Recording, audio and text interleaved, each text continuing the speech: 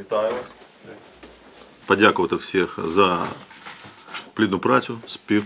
Співпрацювали поліцейські України, поліцейські Польщі, поліцейські Грузії. І завдяки нашій спільній роботі ми затримали злочинця, який скоїв тяжкий злочин саме в Польщі. Это убийство вызвало в Польше резонанс. Мы создали совместную группу, польская, украинская, грузинскую, и грузинская полиция прибыла. И результат уже сегодня с утра, на утро был задержан подозреваемый в убийстве. Он находится в международном розыске, выставлена красная карточка в Интерполе, так?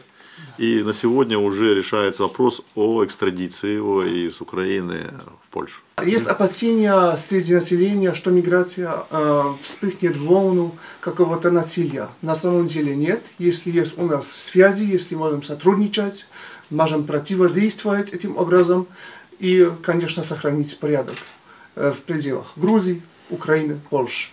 To jest, tak jak u mnie, odznaka Policji Ukraińskiej na pamięć za współpracę. Полиция Грузии. Dziękuję za robotę.